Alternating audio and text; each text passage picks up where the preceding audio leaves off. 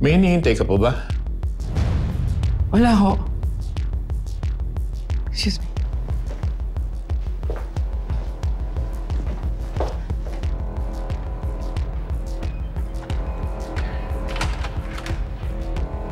Housekeeping po, ma'am. Pwede mo balik ka na lang, kuya, please. Kukunin ko lang po, ma'am, yung basura. Mamaya na lang. Kailangan po pagagalitan po ako eh.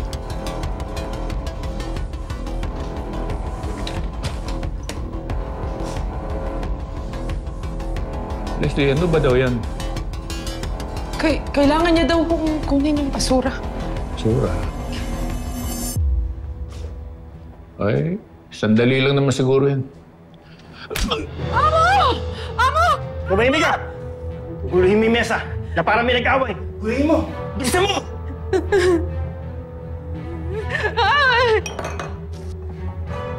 Saksak mo yan sa bibig mo! Bilisan mo! Isaksak mo yan sa bibig mo! Bilisan mo! Halika rito! Kalmutin mo si Amo! Bilisan mo! Bilis!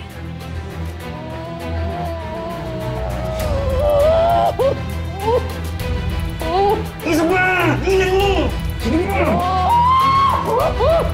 Isa pa! Tingnan mo! Tumayo ka! Tumayo!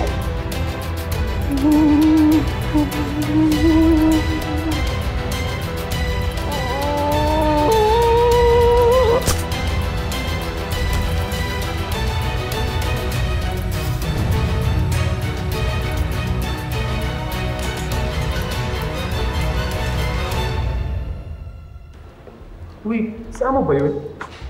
Oo, si Amo yun. Mukhang guilty sa nangyaring pagsabog. Parang hindi apektado.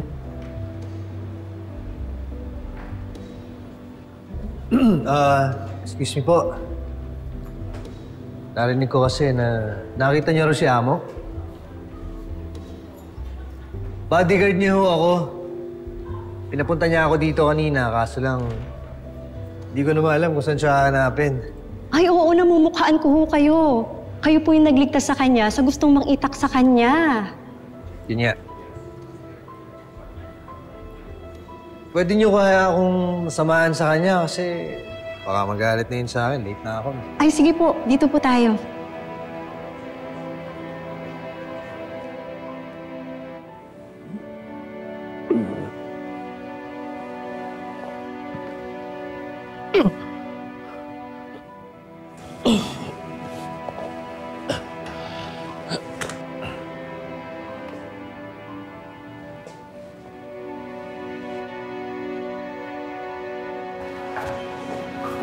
Dito po, sir.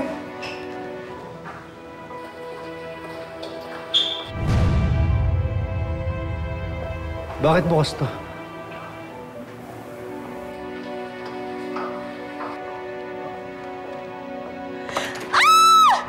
Pinatay mo si Vice Mayor! Hindi ako may gawa nito! Baba mo yung baril mo! Baba mo yung baril mo!